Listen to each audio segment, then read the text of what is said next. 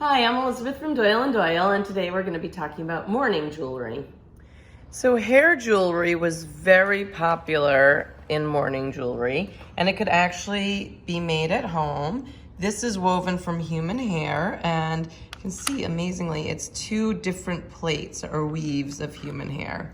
These could be used either for mourning or just sentimental jewelry. It was also often hidden, as it is in this cross. This one, only some of the hairs survived. You see it's this way. It would have filled in the entire cross originally.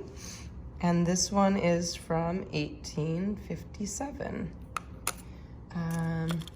This is from my personal collection, and also a mourning piece. This is amazing. Again, two different plaits of hair on either side, and you can see the inscription here and here, and it's actually two sisters. The black enamel was very commonly used in mourning jewelry, and this one's Victorian. Now, there's also mourning jewelry that was Memento Mori as well, which would feature a skull. People were very religious.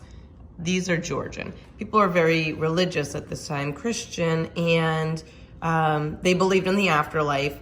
The skull or images of death were meant to remind people to live piously, live as though they would die tomorrow, so that they would go on to heaven in the afterlife. So that one has a little skull under the rock crystal. These have the death's heads on the band, and this one is dated 1756, and this other band, also with the death's head this way, is dated 1724. These two bands I actually found reference to in an old historical monthly magazine. They were inherited by the same woman, so they were from the same collection. She had inherited it from her father.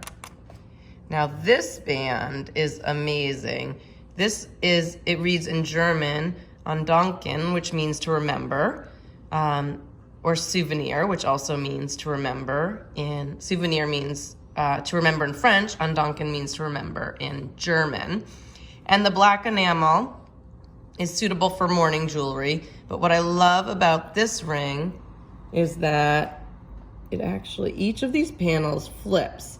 So on the alternate side, you have these beautiful enameled plaques, which are not so much for mourning, but beautiful polychrome enamel. They flip and they lay flat, so you can wear the band either way. And originally this probably had hair underneath all of these little panels to memorialize the deceased. The last ring we have has the urn, which is also a symbol of death, and it also has the engraving on the back. For this ring, we found the whole history of the deceased and a picture of his grave, it's this way, and his family history. So these mourning rings, I think one of the amazing things about them is that they're little pieces of history, and you can now, with so many books digitized, you can learn so much about the families online. It's really intriguing. So that's mourning jewelry.